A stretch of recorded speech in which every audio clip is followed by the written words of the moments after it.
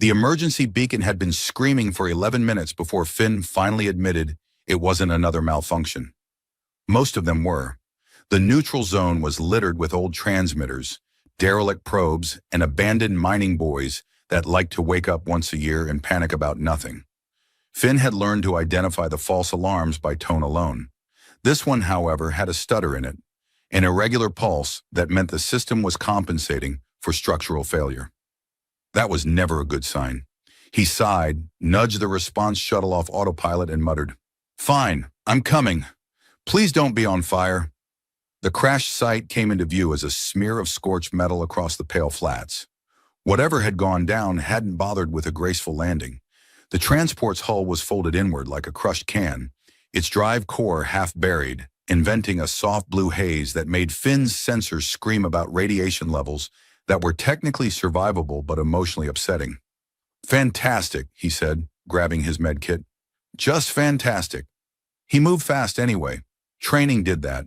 Fear came later, usually when the paperwork started. Inside the wreckage, the air smelled like burned insulation and something sharp and metallic that Finn didn't want to think too hard about. He scanned for life signs and nearly dropped the reader when it chirped back at him.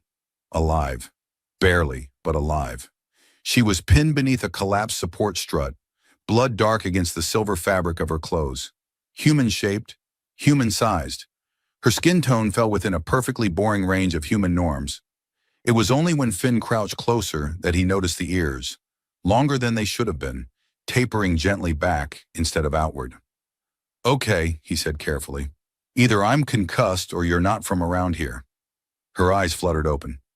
"If you're going to flirt," she murmured, voice thin but dry, "try not to step on my ribs while you do it." Finn blinked. "You're conscious. That's good. Please don't talk, or move, or die." She gave him a faint, crooked smile. "You have a comforting manner." He worked quickly, sliding the emergency foam injector into place and sealing the worst of the bleeding. Nanostitchers hummed as they went to work, weaving damaged tissue together with quiet efficiency. Her pulse steadied, just enough for Finn to exhale. "There," he said. "You're stabilized. Probably. I wouldn't run a marathon, but—" "Finn," she said. He froze. "How do you know my name?" "You announced it very loudly when the beacon activated," she replied, "along with several opinions about your supervisor." "Right," he said. "That checks out." For a moment, there was only the hiss of venting gas and the distant whine of cooling metal. Then she looked at him properly, eyes sharp despite the pain. "You should know," she said, "that by Korvac's law, you have just saved the life of a queen."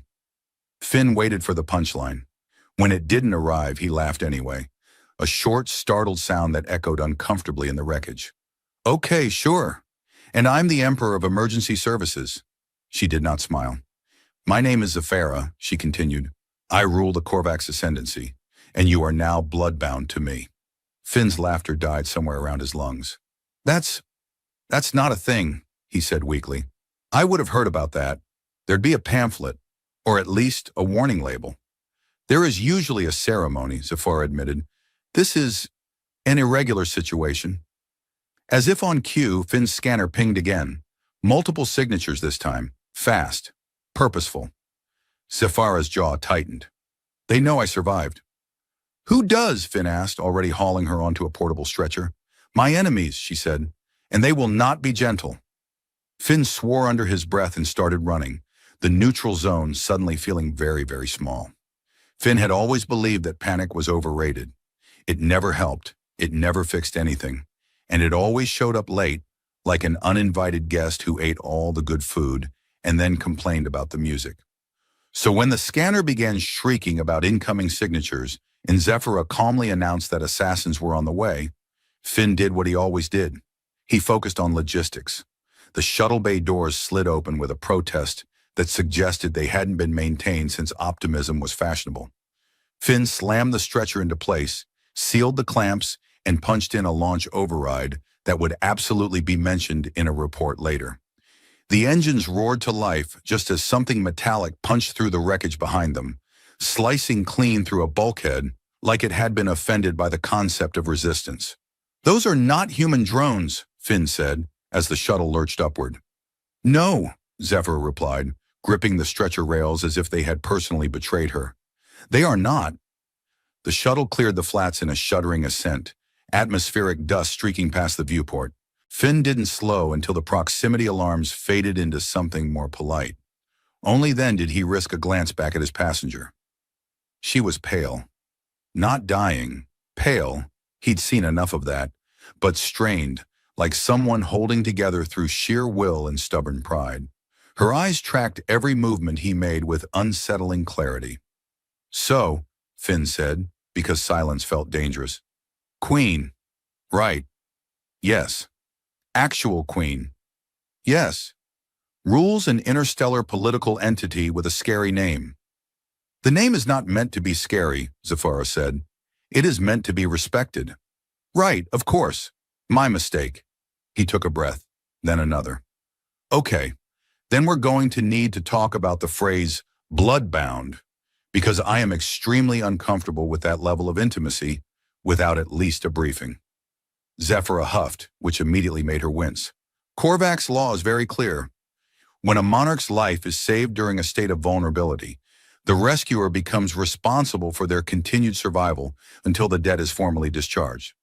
Is there a form? Finn asked. Because I feel like this is the kind of thing that requires at least 3 signatures. There is a right. That's worse. The shuttle's autopilot engaged, plotting the least conspicuous route through human-controlled space. Finn leaned back in his chair, suddenly aware of how loudly his heart was beating. Let me get this straight, he said. You crash, nearly die. I do my job, and now I'm legally obligated to protect you from alien assassins. Yes. And if I don't, Zephyr tilted her head, studying him. Then my people will consider you oathbreaker. Finn nodded slowly. Is that bad? They would hunt you, she said gently, for the rest of your life. He stared at the controls. Okay, good. That's good to know. Thank you for sharing. For a moment, the only sound was the hum of the engines. Then Finn felt it, a sudden tightness in his chest, sharp and disorienting, like the aftermath of running too hard in cold air. He gasped, hand flying to his sternum. Zafara did the same. Their eyes met. That, Finn said carefully, is new. Zafara's breathing was shallow. I was going to mention it. You were waiting for a better time? I was hoping it would not happen so quickly. Finn ran a diagnostic on himself. Everything read normal. Heart rate elevated but stable. No injuries. No toxins. Why do I feel like I just got punched by empathy itself, he asked. Zafara closed her eyes. The bond is awakening. It should not be this strong yet. Yet, Finn echoed. Fantastic word.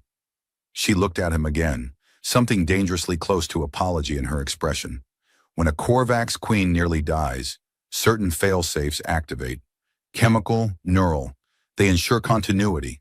Continuity of what? Finn asked. Of the throne, she said. Of me. The tightness in his chest eased slightly. Zephyra relaxed at the same moment. Finn exhaled, slowly.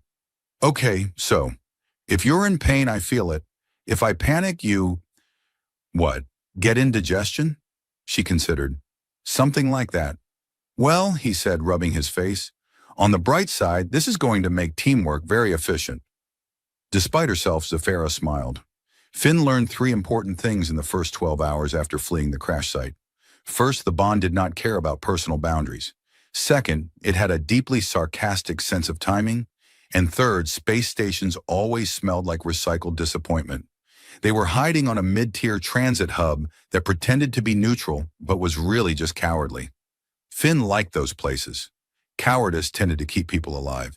He guided the shuttle into a private berth and powered down, hands moving on instinct, while his mind tried very hard not to think about the fact that he could currently feel another person's heartbeat echoing faintly behind his own. Zafara sat upright on the stretcher now, color slowly returning to her face. She watched him with a look that was far too observant for someone who had nearly died less than a day ago. You are hungry, she said. Finn flinched. I did not say that. You did not have to, Zephyr replied. Your blood chemistry is sulking. My blood chemistry is none of your business. She smiled faintly. It is, unfortunately, very much my business. Finn opened his mouth to argue and immediately felt a low, dull ache bloom behind his eyes. Zafara winced in perfect synchronization. They froze. "Oh no," Finn said quietly. "Yes," Zafara agreed. He pressed his fingers to his temples. Okay, okay. That's manageable. We just need rules." "Rules," she echoed. "Rule 1. No unnecessary stress." Zephyr lifted an eyebrow. "You rescued an alien monarch and stole a shuttle." "I said unnecessary." He grabbed a ration bar from the emergency locker and tore it open. The moment he took a bite, the tension behind his eyes eased. Zafara exhaled in relief. Finn stared at her, then at the ration bar. "Did you just feel better because I ate something?" "Yes," she said. "That is deeply embarrassing for both of us." They sat with that for a moment. The station lights flickered as a freight hauler docked nearby. Finn activated the privacy field and ran a low-level scan for Korvac's signatures. Nothing immediate, but that meant very little. If Zephyr's enemies were competent, and from the way they had cut through the crash site they were, then subtlety would be their first weapon. "I need you to explain something," Finn said. "Slowly, preferably without adding any new existential problems." Zephyra folded her long fingers together. "The bond is adaptive. It was designed to ensure that a queen does not die alone or unnoticed. It links autonomic responses, sensory feedback, and, over time, emotional states." "Over time," Finn repeated. "Like years?" She hesitated. "Define over," he said. Zephyr sighed. "Days, sometimes hours." Finn laughed, a short, incredulous sound.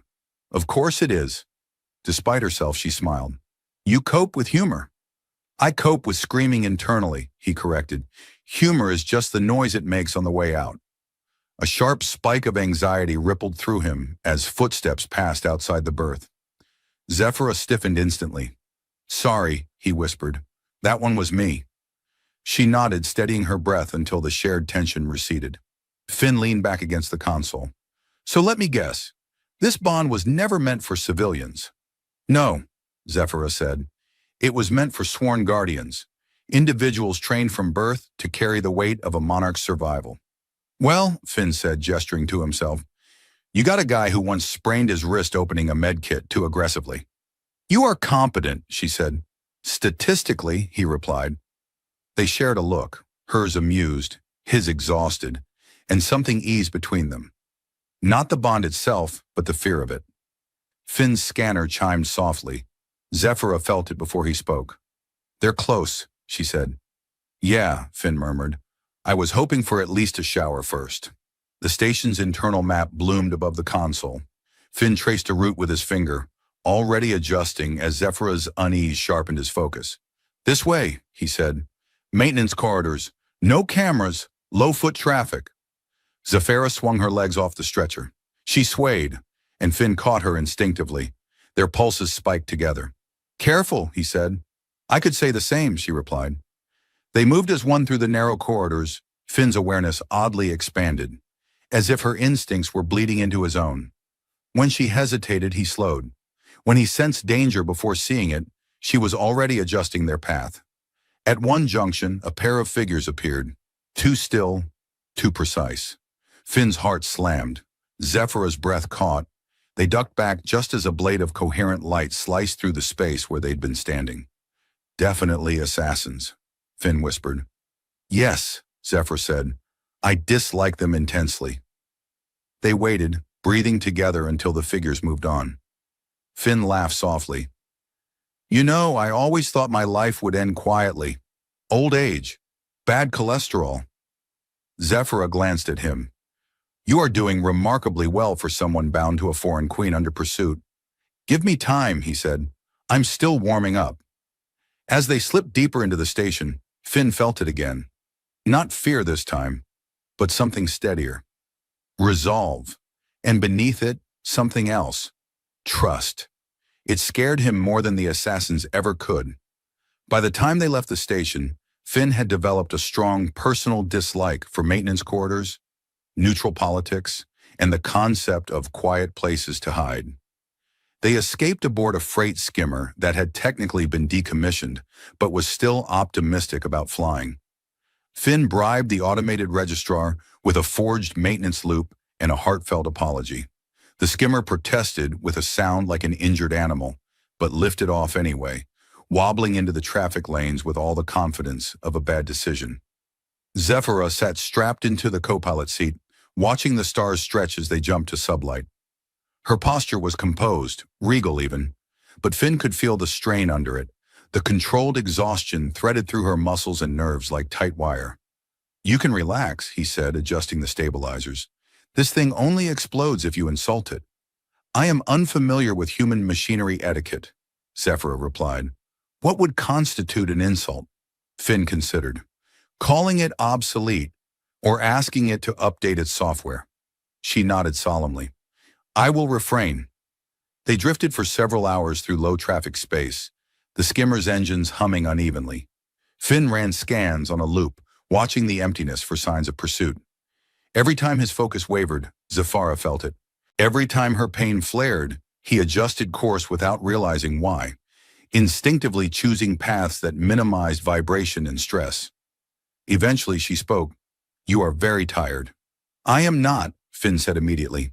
The bond responded by flooding him with a sensation best described as his own limbs filing a formal complaint. "I may be a little tired," he conceded.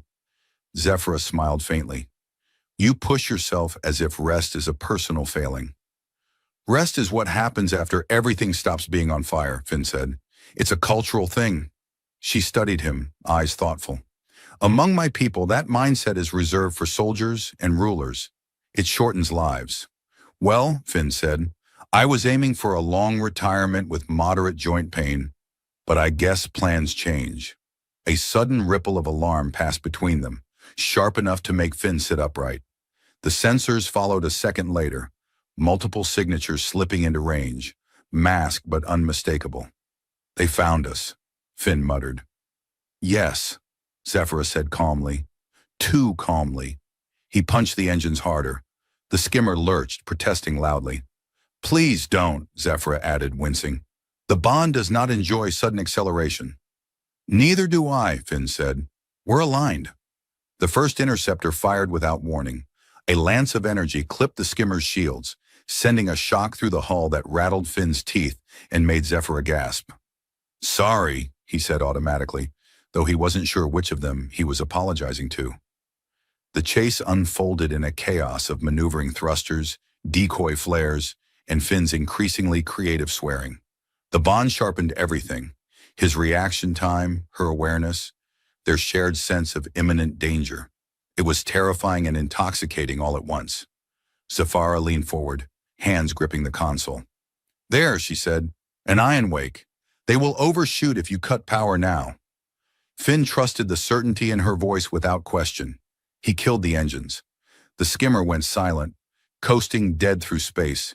The interceptors screamed past them, weapons hot, chasing a target that no longer existed. For several heartbeats, neither of them breathed. Then Finn laughed, shaky and loud.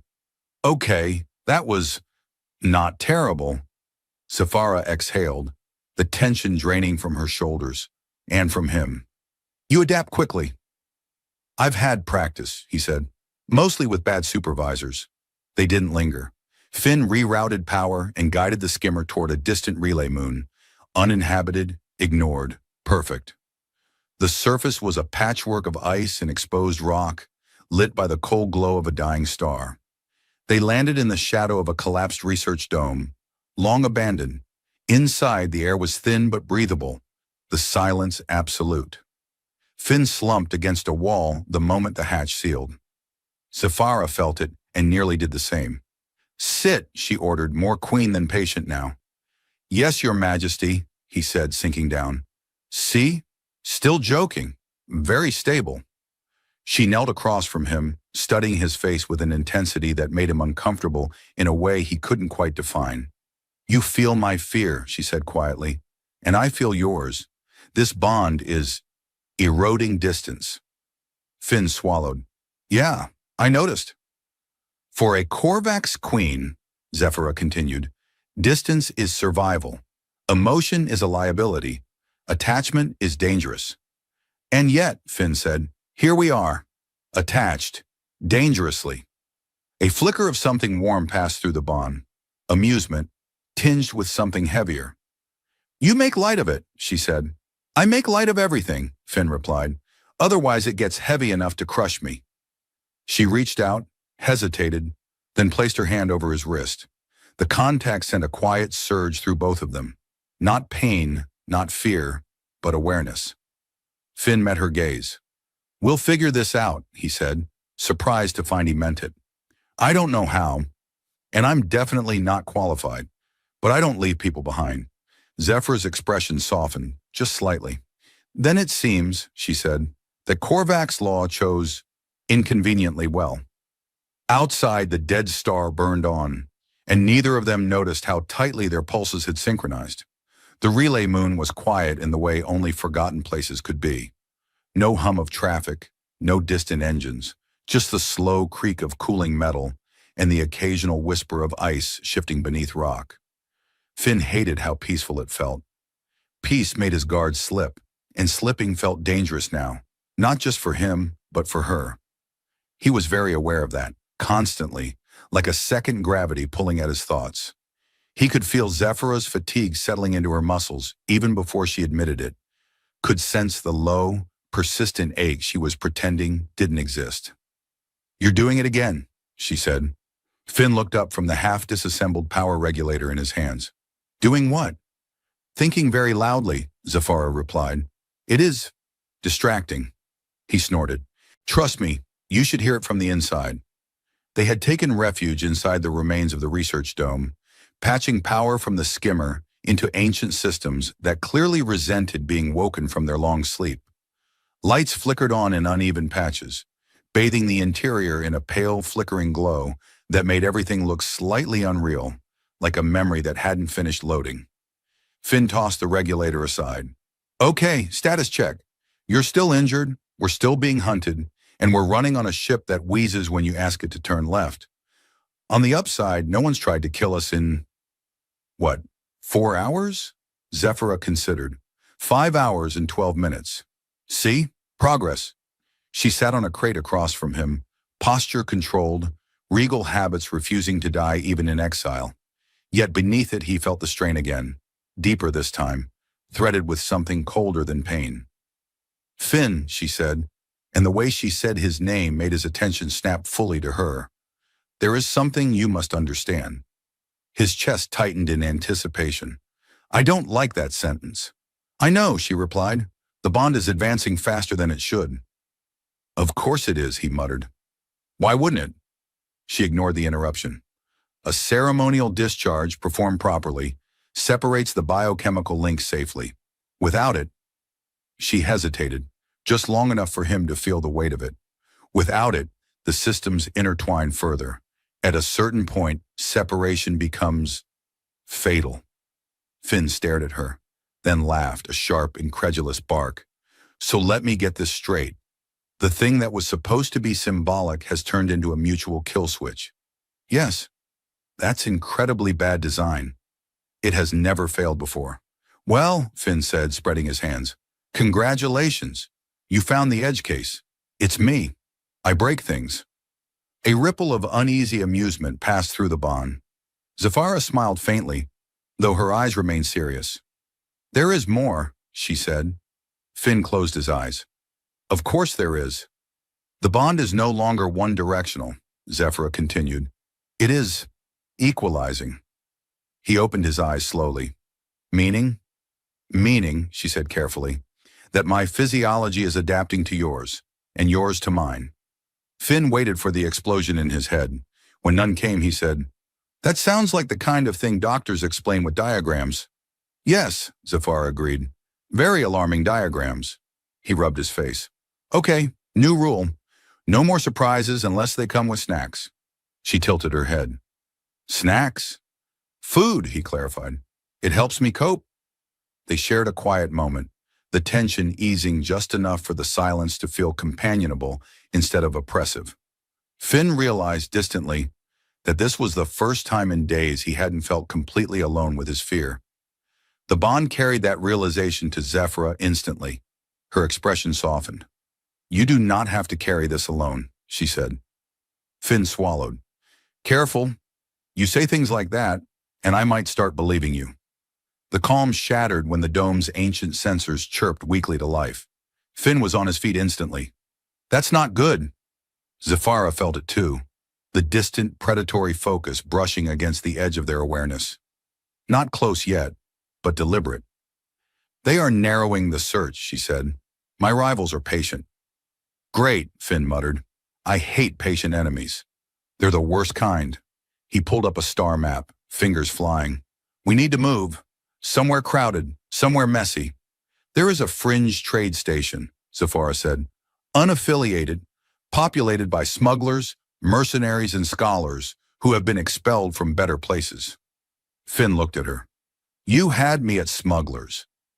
The skimmer lifted off less than an hour later, engines complaining but compliant. Finn set course for the station, hands steady despite the knot in his stomach. Midway through the jump, the pain hit. It wasn't sharp. It was wrong.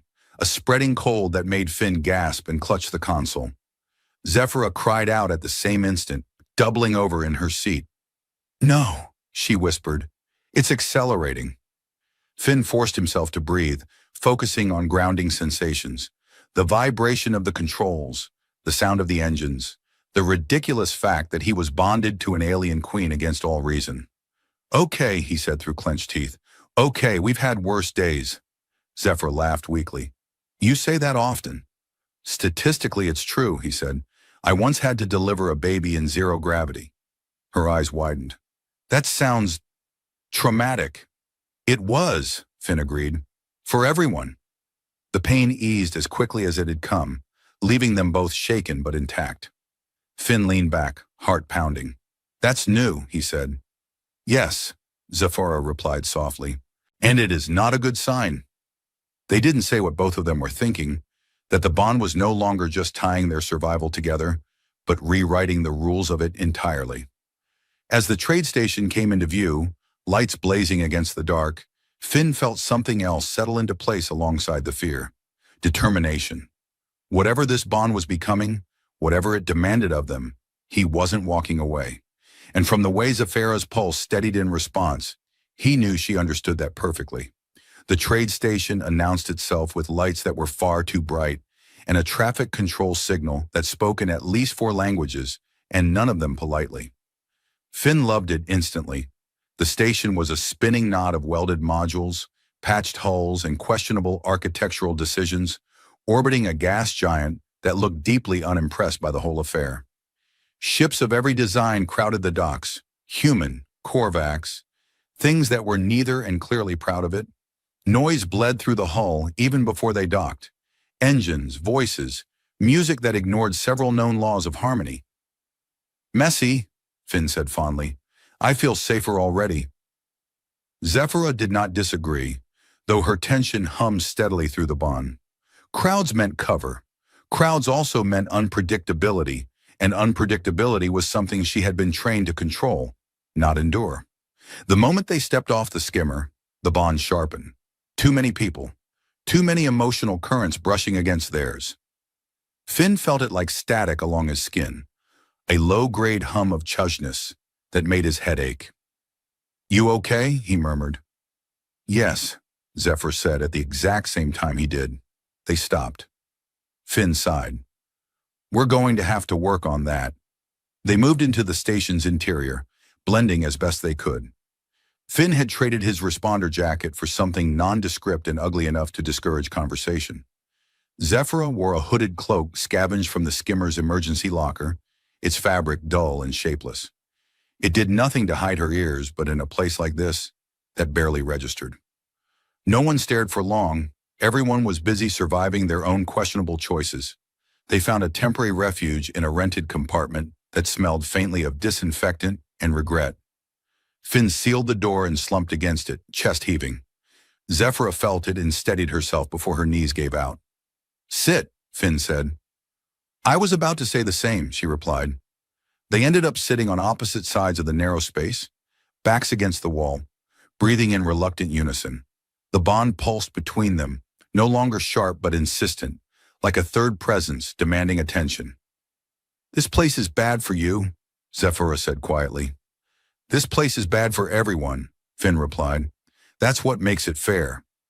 She watched him for a long moment. You are afraid. Of course I am, Finn said, but it's the manageable kind, not the screaming kind. The door chimed. They both stiffened. Finn checked the scanner. No weapons, one life sign.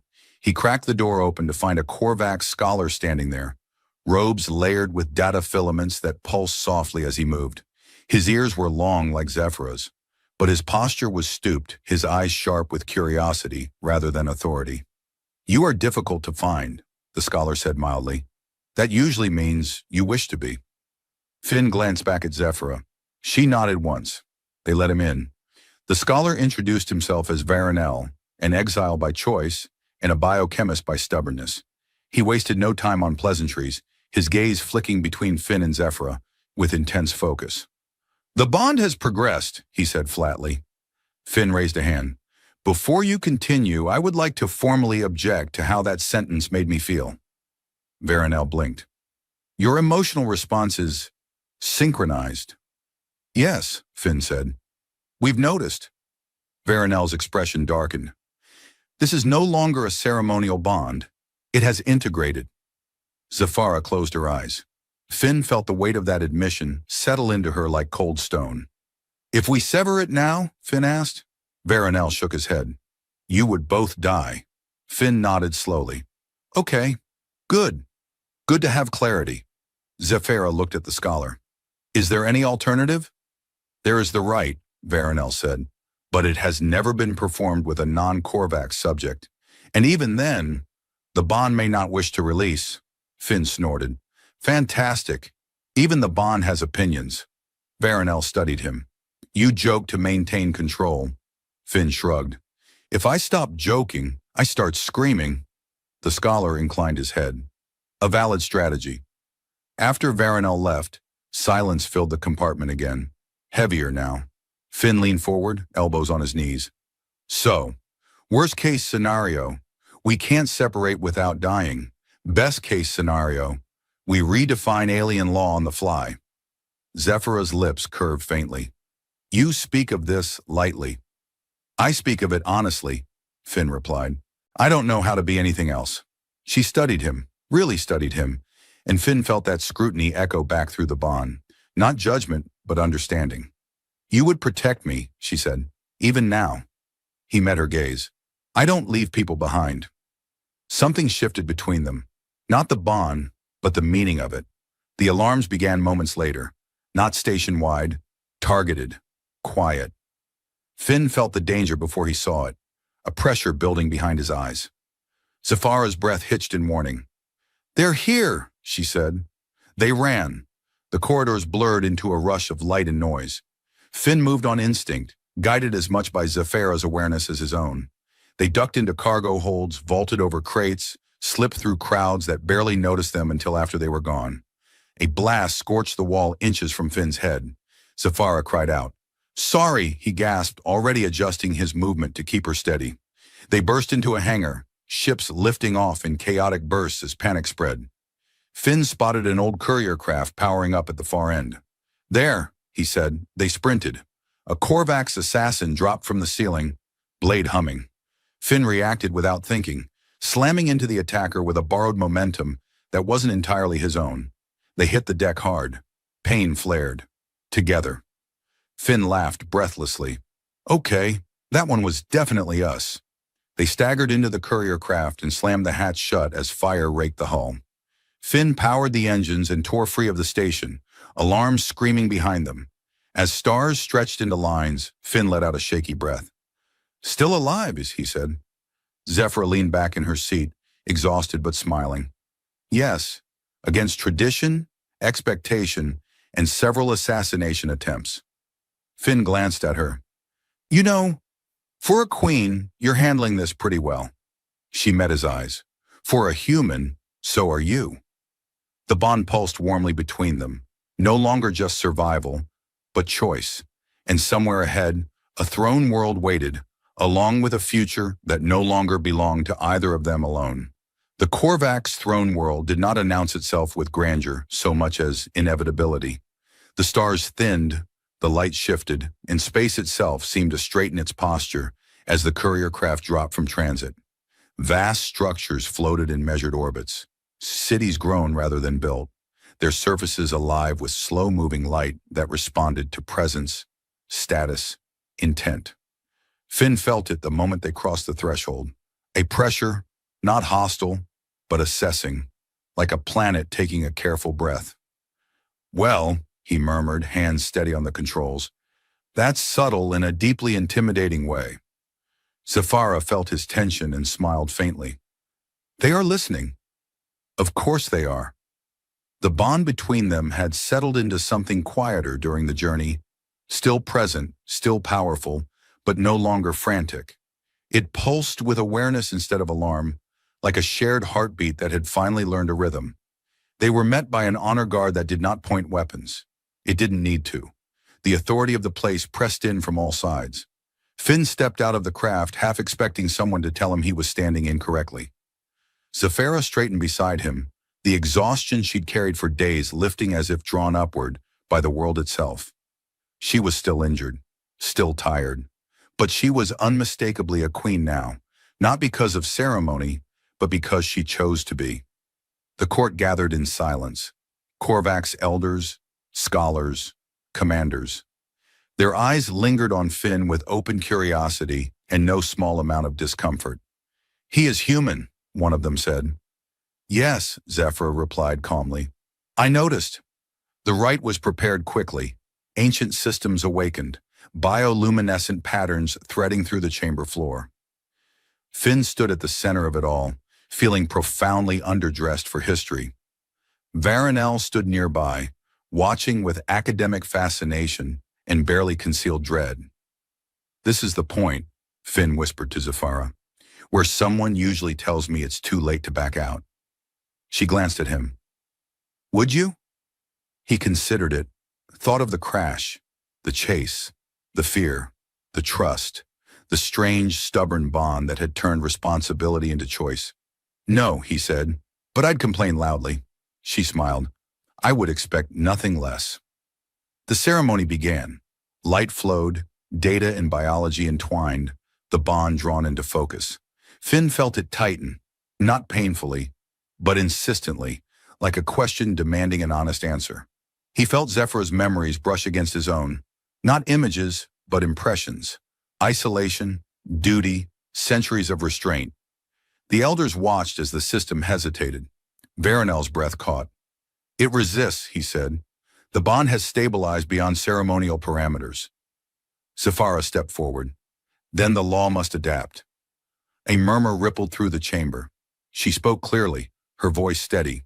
"The Korvac's ascendancy has always survived by rigidity, by control. This bond formed not from conquest or design, but from compassion, from choice." Finn swallowed, heart pounding. He felt the weight of her resolve and added his own without realizing it.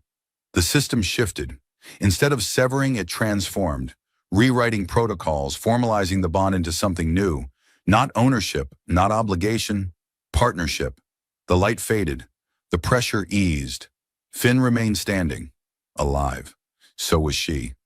The silence broke slowly, then all at once. Zafara turned to Finn, eyes bright with something dangerously close to relief. "It seems," she said, "that you are no longer merely bloodbound." He exhaled a laugh he hadn't realized he was holding. "Do I get a title? Because I really don't want a title." "You will not," she said, "but you will be recognized." "Fantastic," he said. "I was worried this would get complicated." Later, when the chamber emptied and the world outside settled back into its ancient rhythm, Finn stood on a balcony overlooking a living city that glowed softly beneath him. He felt different, not because of the bond, it was still there, but because he understood it now. Responsibility wasn't a trap. It was a choice you made again and again, even when it scared you. Zephyr joined him, quieter now, just a woman again, long ears catching the light. "You could leave," she said. "The bond no longer requires your presence."